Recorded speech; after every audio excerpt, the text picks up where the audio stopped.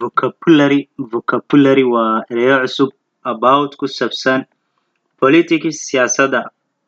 Vocabulary erayo about ku saabsan politics siyaasadda. Number 1, government waa dowlad. Government ayaan ugu dhawaaqaynaa. Government waa dowlad. Number 2, country dal ama wadan. Number 3, president madaxweyne.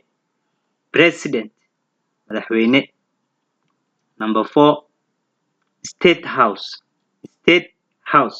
madaxtooyada dalka madaxtooyada halka dalka looga taliyo ayaa la madaxtooyo state house.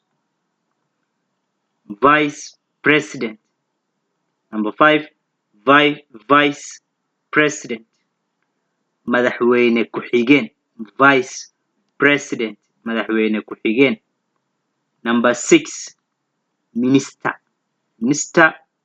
wasiir. Number 7, ministry wasaarad ayay noqonaysaa. Wasaarad. Number 8, permanent secretary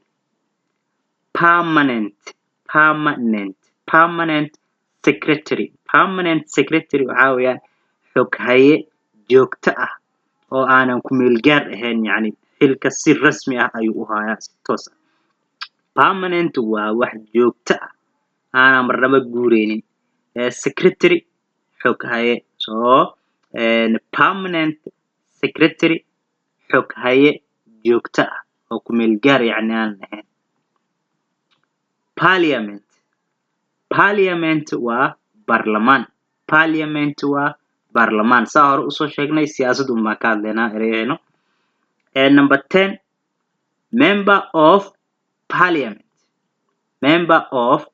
parliament waa xubin ka tirsan baarlamaanka. Member of parliament waa xubin ka tirsan baarlamaanka.